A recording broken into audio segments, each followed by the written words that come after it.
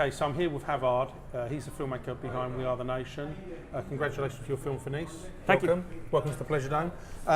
If you could just introduce yourself, tell us your connection to the film, and a brief synopsis of We Are the Nation, please. Yeah. I went to Nairobi in 2007. Yeah. 10 years ago, and had Was this for a holiday or was this? It was through my journalism class. Right. Okay. And we had some nice luxury days on the safari. Yeah. But when you go to safari, you're in the car. You're in one. You're kind of boxed in. It's very narrow. You can't just go somewhere. Yeah. So like locked in. Yeah. And the next day after the safari, we all went just walking through the Mathari slum. And I felt like I was still in that mode of just being in this narrow place, but I was just myself walking through the slum. But I didn't understand much while being there. I was just there, saw things, and I had never been to a place like that before, and I got a lot of questions. Well, you say that, you mean that kind of deprivation and suffering and lack of resources and everything else that you can imagine? Yeah. Right, okay. The kind of houses, it's totally, like I've seen it in pictures, but when you're there, it's totally different. Yeah, actually experience it, I can only imagine. In fact, I can't even imagine how horrendous it must be to see it. So that day I promised myself I was going back to just try to understand things. And I got the chance 2 years later with a Peace Corps job just in this same place. Yeah. And I was organizing a video class. Just told my students, go out and film what you like the best about the slum. And they did. And one of the people, they came back with material of children who are rapping in the streets. And I just immediately loved it. So from that time, I've spent a lot of time with them. Every Sunday when I lived there, and we've been back for some trips later. How long were you there that time filming? I lived there a year, and I spent a lot of time with them just filming and getting them, like, seeing if they could be comfortable in front of the camera. And they loved it. Yeah. They were really comfortable. So after spending 1 year there, living and working there, I went home to Bergen in Norway, where I come from. Yeah. And I met my friend who's a photographer and brought him along back for 1 week, and we got material for making a teaser, a pilot, early story that we could show to possible funders. Yeah. And from that we got support. Right, so there was actually a smaller version of this film? It was what we captured that week, and we got a lot more than we could expect. Like, we never know what's going on when we go there, but this child who was only 10 or 11 that time, he's a huge rap talent. So he got the chance to perform with one of the biggest stars in Kenya. Right. Just like coincidentally, that week we were there, and we followed him to the stage, and we got like a lot of different material. We got the stuff in the slum, but we also get the opportunities they get from their talents.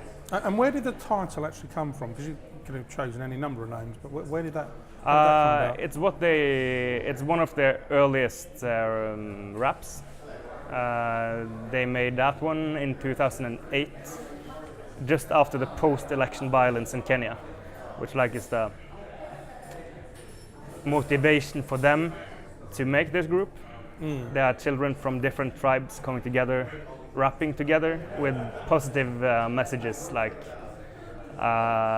we want education, we want attention, protection. And they rap a lot about hope, and We Are the Nation is all about that rap. And I like that title because it's a cool title. Because it's nice to see them saying we are the nation. Yeah. And I know it must have been difficult to, because you'd already had a flavour of what you were likely to see there from your previous visit, and was it kind of affecting in terms of, was it difficult to make it because you may be affected by the material you were filming? I guess what I'm trying to ask in a roundabout kind of way is, did it change you in any way as a person, or did it make you see things differently when you're making a film, or even post making a film? Sure. Like, I didn't understand much before going there. That day I was there in 2007, I just got a lot of questions in my mind. I was like, wow, how can this place work as a place? And I got to know that through people I met. Yeah. And by meeting them, I also learned a lot about myself. Yeah. That's like when you meet somebody, you always you can try to compare yourself with people, and you kind of understand the path they have gone, and you understand for yourself what path you're going. And did you? That's a bit of a silly question here, but did you actually have to do quite a lot of research before going back to commit to the film? And if so, how did you research this, or did you just go blindly in and just think, no, I'm going to make this?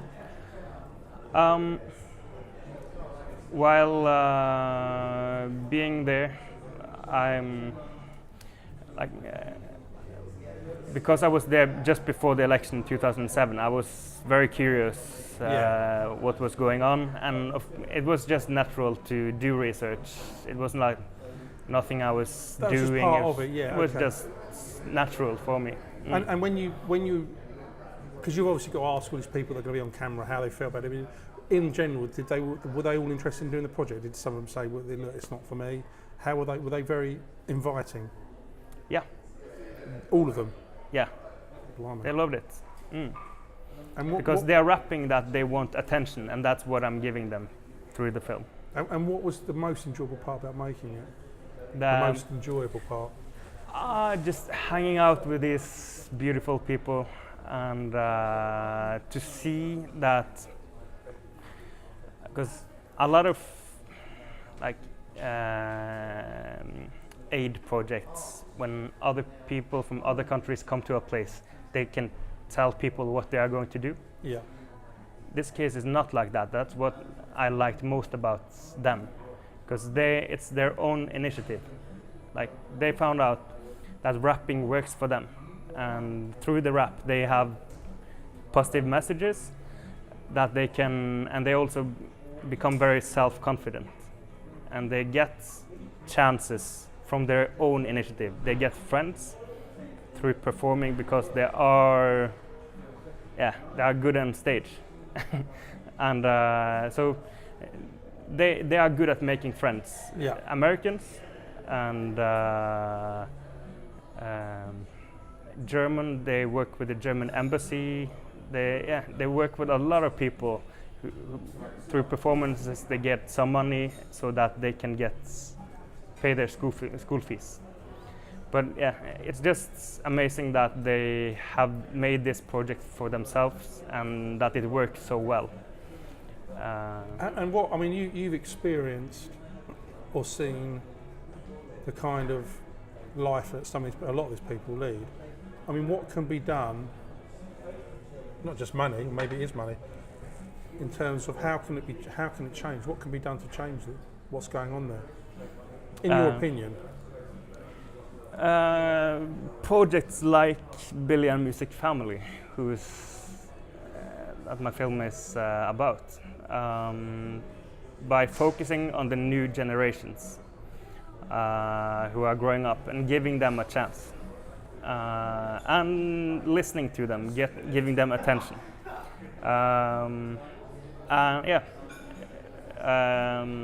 dare to trust them, because I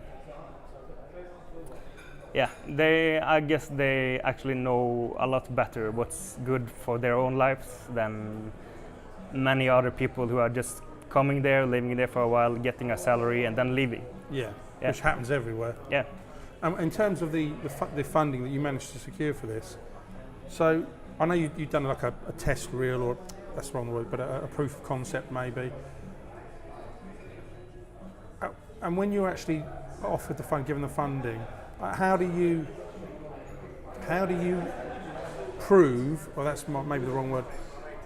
Are you then given a set of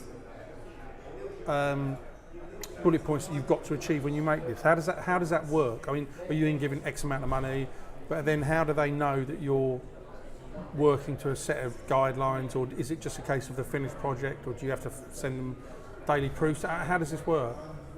Because they've got to be confident that you're actually producing the film. You say you're producing. I know you produced a show reel, a test reel, and say this is a really great, interesting subject, and they've agreed to it. But where does it go from there? Does that make sense? Yeah. Because the reason I ask that is because I know of a project, this guy I've already spoken to, and he had funding, and he had to almost prove what he was doing on a weekly basis and send blocks of work. Was it the same for you? Not on a weekly basis, but we had meetings during the process of making the film. Yeah. What, and deadlines you had to achieve? Did it not work that way? No, that's the luck. That we didn't really have deadlines. No. Right. So yeah, that's what you call it, a two-edged sword. Because on the one hand, you are free to use as much time as you want.